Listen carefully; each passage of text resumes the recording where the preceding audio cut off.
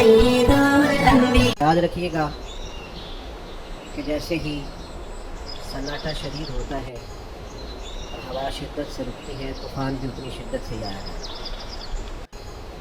और खुशबुएँ भी उतनी ताकत से ही फैला करती हैं। बैतुल मक़दस की बात हो रही थी तो 90 साल लगे थे बैतुल मक़दस पर गैरों के कब्ज़े को कि अल्लाह ताला ने हज़रत सलाहुद्दीन अय्यूबी को फिर से तौफ़ीक़ अता कर। तो मुसलमानों न घबराओ, खुदा की शान बाकी है, अभी इस्लाम ज़िंदा है, अभी कुरान बाकी है। काफिर क्या समझते हैं जो हमसे रोज़ उलझते हैं, अभी तो करबला का आखिरी मैदान बाकी है।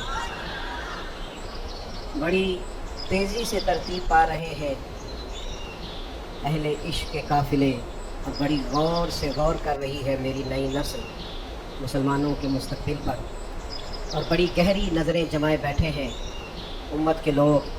इंशाअल्लाह ताला यही चिराग जलेगा तो रोशनी होगी, बड़ी जल्दी पाँव फूटेगी, सुबह का उजाला होगा। अजीज़ दोस्तों, कुरान मजीद फुरकान हमीद ने इरशाद फरमाया है कि जब अल्लाह का फजल और उसकी रहमत मिले तो उस पर खुशी का इज़हार करना चाहिए। कुल बिफज़लिल्लाहि व बिरहमतिही फबिज़ालिका फ़लयफ़रहू। ए महबूब अलैहिस्सलाम, आप फरमा दें जब अल्लाह का फजल और उसकी रहमत मिले तो चाहिए कि खुशी का इज़हार करें। याद रखिएगा कि दुख इंसान के साथ रहते हैं, आजमाइशें इंसान के साथ रहती हैं। जो लोग आपको ज़्यादा बड़ी कुर्सियों पर बैठे नज़र आते हैं, हो सकता है उनके दामन में दुखों की तादाद भी कुछ ज़्यादा हो। जिनसे ताल्लुक़ वाले लोग ज़्यादा होते हैं, उनके ज़िम्मे हुकूक भी ज़्यादा होते हैं। जिनके नाम बड़े होते हैं, उन लोगों के ज़िम्मे ड्यूटियाँ भी बड़ी होती हैं। वो आजमाइशें, दुख, ये नाम बदलते हैं, रूप बदलते हैं, लेकिन ये आजमाइशें, ये तकलीफ़, ये सारा कुछ इंसान के साथ साथ चलता है।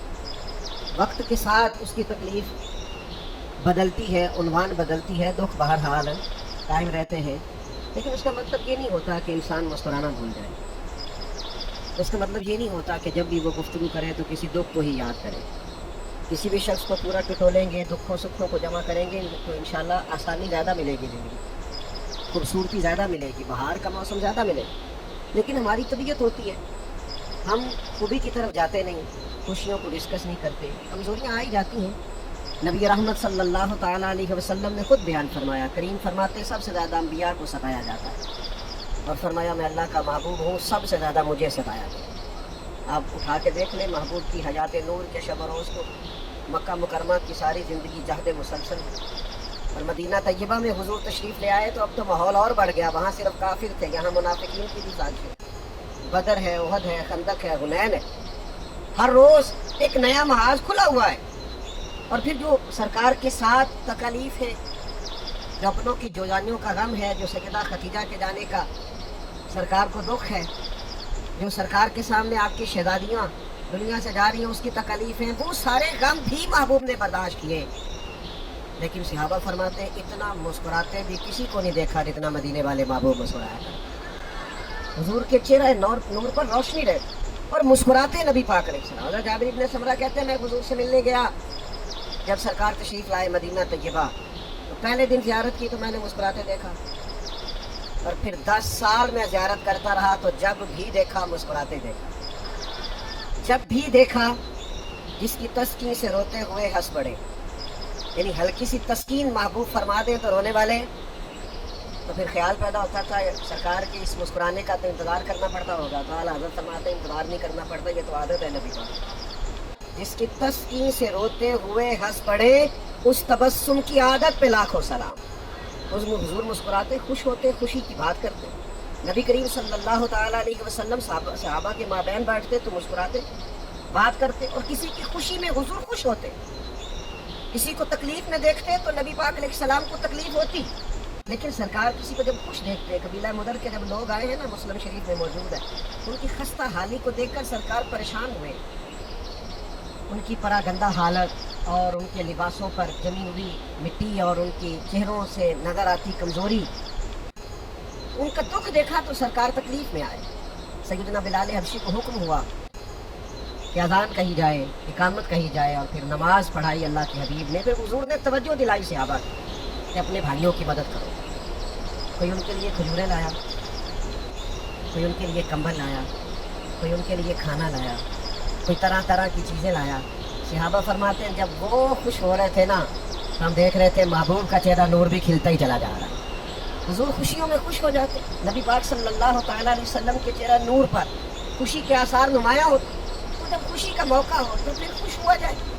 پھر اس موقع پر انسان کوشش کرے کہ وہ ایسی گفتگو سے اجتناب کرے. میں اکثر دیکھتا ہوں کہ بڑی خیر کی گفتگو ہو رہی ہوتی ہے تو بعض لوگوں کے پاس سے مایوس خبریں ملنی شروع ہو جاتی ہیں. کچھ لوگوں کے پاس ویسے بھی اچھی خبر ڈھونڈنے سے نہیں ملتی, ان کے پاس نہیں ہے. ان کے پاس جب بھی آپ کو دیکھے گی نا خطرناک, بلکہ اگر آپ 10-15 منٹ کٹھے ان کے پاس بیٹھ جائیں تو محسوس ہوتا ہے کہ 8-10 دن ہی رہ گئی ہے دنیا. اللہ ماشاء اللہ. کیونکہ وہ جب بھی کوئی بات مطلب کریں گے نا, مجھے کہیں سفر پہ نکلنا تھا, ایک دوست آ گیا ملاقات کر لوں, تو وہ اب جانا نہیں چاہ رہے تھے, کچھ گپ شپ کے ماحول موڈ میں تھے اور مجھے اپنے وعدے پر پہنچنا تھا. اب وہ مجھ سے پوچھ رہے ہیں کیا حالات ہے پاکستان کے, تو میں نے کہا بالکل ٹھیک ہے. پریشان ہو گئے جیسے آپ نہیں سارے ہو گئے. بالکل ٹھیک ہے, تو میں نے کہا بالکل ٹھیک ہے, اللہ کے فضل سے الحمدللہ ٹھیک ہے حالات, صحیح چل رہے. تو مجھے کہنے لگے نہیں لوگ بڑی پریشانی میں. تو میں نے ان سے کہا آپ کیا کام کرتے ہیں؟ کہنے لگے میں جوتے بناتا ہوں کارخانے میں. میں نے کہا آپ سارے پاکستان کو چھوڑیں, آپ جوتے صحیح بنائیں تاکہ جو غریب آدمی پریشان ہے نا بیچارہ, وہ کم از کم آپ کے بنے ہوئے جوتے لے تو 6 مہینے اس ٹینشن سے بری ہو کے جوتا نیا لینا ہے. آپ اتنی کو آسانی کریں پاکستانیوں کے لیے, باقی انشاءاللہ اللہ کرم فرمائے. تو بھئی آپ اپنے حد تک تو کوشش کریں, باقی اللہ کا فضل ہے اس ملک کے اوپر الحمدللہ. مسائل تو آتے رہتے ہیں, چلتی رہتی ہیں چیزیں, لیکن کوئی ایسی بات نہیں ہے کہ جس میں ہم اس قدر زیادہ آزمائش میں چلے جائیں. تو میرے عزیزو یاد رکھیں, خوشی کا موقع ہو تو خوشی کی بات ہے, اور تسلی کا موقع ہو تو پھر تسلی دیں. پھر آپ دلوں کو ٹھنڈا کریں. پھر آپ یعنی آپ کی ملاقات کے بعد بھی کوئی شخص ایسا محسوس نہ کرے کہ اسے تو کسی نے 2 جملے تسلی کے نہیں کہے. حضرت سعد بن ابی وقاص رضی اللہ تعالیٰ عنہ فرماتے ہیں میں بیمار تھا, آپ کی توجہ ہے میری بات پر, اور فرماتے ہیں میری بیماری کی کیفیت یہ تھی کہ میری ایک ہی صاحبزادی تھی, تو میں چاہتا تھا میں وصیت کر دوں, شاید اس بیماری سے بچ نہ سکوں. فرماتے میری خواہش تھی کہ کبھی کریم محبوب علیہ الصلوۃ والسلام جلوہ فرما ہو, نظر عنایت ہو, حضور تشریف لائیں, میں وصیت کر دوں. فرماتے سرکار تشریف لائے, کرم نوازی فرمائی, حضور نے خود مہربانی فرمائی. اور جب کریم تشریف لائے تو میں نے عرض کی حضور شدید عریض ہوں, پتہ نہیں کیا معاملہ بنے گا, تو وصیت کرنا چاہتا ہوں. سرکار نے وصیت کے احکامات بھی بتائے, لیکن ساتھ تسلی کا انداز اتنا انوکھا تھا. کریم فرمانے لگے ساتھ اس بیماری سے کچھ بھی نہیں ہوگا, ابھی تو اللہ تعالیٰ آپ کی برکت سے اسلام کا فائدہ کرے گا اور کفر کا نقصان کرے گا. ابھی تو بڑا کام کرنا, اٹھ بات کمر کیوں ڈرتا ہے, پھر دیکھ خدا کیا کرتا ہے. ابھی تو بڑا آگے بڑھنا ہے, وقت فرصت ہے, کہاں کام ابھی باقی ہے, نور توحید کا اتمام ابھی باقی ہے. تو اپنے دامن کے اندر خوشی رکھیں, جوش رکھیں, جذبہ رکھیں, کاوش رکھیں, کوشش رکھیں. آپ وہ ساری چیزیں اپنی طبیعت کے اندر پیدا کریں جو ایک انسان کو آگے بڑھنے کا ولولہ دیتی, جذبہ دیتی. آج ہم دیکھ رہے ہیں شہید ختم نبوت حضرت صاحبزادہ صاحب رحمۃ اللہ علیہ کے صاحبزادے اپنے والد کے بعد وہ پلے بھی, بڑے بھی, تعلیم بھی پائی, اور آج نکاح کا وقت آیا ہے. اسی آنگن میں اب نئے پھول کھلنے کو تیار ہے نا, آپ ایک نیا اس سے عروج آگے کی طرف بڑھنے کو تیار ہے, اب نسلیں اگلا سفر کرنے کو تیار ہے. یاد رکھیے گا میرے بھائی, خوشبوئیں پھیلتی رہیں, یہ چمن آگے خوشبو دیتا رہے, ان پھولوں سے آگے مزید خوشبو پھیلتی رہے. اس لیے زیادہ باتیں نہیں کرنی, بس اپنی گفتگو کو سمیٹنے لگا ہوں. مایوس نہ زیادہ ہوا کریں, پریشان نہ زیادہ. آپ یقین کریں غزہ کا مسئلہ بڑی تکلیف کا ہے, اور بھی بہت سارے مسائل ہیں امت کو درپیش, لیکن جب ہم اپنے نوجوانوں کو دیکھتے ہیں نا, وہ ہم سے آ کے یہ سوال کرتے ہیں کہ بتائیے میں فلسطین والوں کے لیے کیا کر سکتا ہوں. تو اس ایک نوجوان کا کھڑے ہو کر اور آنکھوں میں روشنی لے کر کسی سے یہ سوال کرنا, کہ آپ اسے چھوٹا انقلاب سمجھتے کہ جب صرف ٹی وی اسکرین پر ان کے بارے میں خبر سن کر اور پڑھ کر گھر میں بیٹھے ایک نوجوان کی جسے بازار ہم دنیا دار سمجھتے ہیں آنکھوں میں آنسو آ جائیں, تو اس کا مطلب ہے کہ ربط تو جڑا ہوا ہے. اس کا مطلب یہ ہے کہ قیادت کا فقدان ہے, ورنہ لوگ تو پورے طور پر تیار ہیں. تو میرے عزیز کوئی مایوسی نہیں ہے. کچھ وقت اگر مسلمانوں پر ایسا آیا ہے کہ حالات سازگار نہیں ہیں, تو یہ شاید وہی ایک وقت ہے کہ جب اللہ تعالیٰ نے بغداد میں حضرت غوث اعظم جیسے لوگ دیے. 70 سال خدمت کی ہے جناب غوث پاک نے بغداد شریف میں بیٹھ کر, اور پھر انہیں بغداد کے باسیوں میں سے ایک شخص اپنی انگلی سے اپنے بیٹے کو لگائے حضور غوث اعظم کی خانقاہ میں لایا کرتا تھا, اور اسی بیٹے کا بعد میں نام لوگوں نے صلاح الدین ایوبی کے نام سے جانا تھا. تو وہی پھر پاسباں مل گئے کعبے کو صنم خانے سے, پھر وقت آ گیا کہ وہ تاتاری جو کبھی بغداد پر حملہ آور ہوئے تھے، اللہ تعالیٰ نے انہیں ہی توفیق ایمان عطا فرما دی. تو بھائی وقت بدلے گا، حالات بدلیں گے، ہم نہیں دیکھیں گے تو ہماری نسلیں دیکھیں گی، لیکن تازہ دم رہے، وہ قدم پیچھے ہٹے لیکن نیا جوش لینے کے لیے ہمیشہ آپ پیچھے ہٹے، کبھی بھی بزدلی دکھانے کے لیے پیچھے نہ ہٹے، طاقتور رہے. اور جس خانقاہ پہ جس آستانے پہ آپ تشریف فرما ہے تو ویسے ہی سادات کا آستانہ ہے. یہاں کی تو داستان ہی سر کٹانا اور جان دینا اور قربانی پیش کرنا ہے.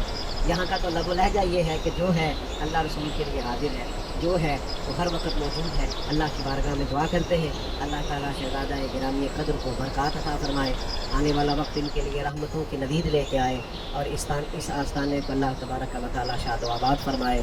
اور یہاں ملک سے باہر کسی اور جگہ جہاں بھی اس آستانے کا فیض جاری و ساری ہے، اللہ تعالیٰ اس میں دوام عطا کرے. آخر دعوانا الحمدللہ.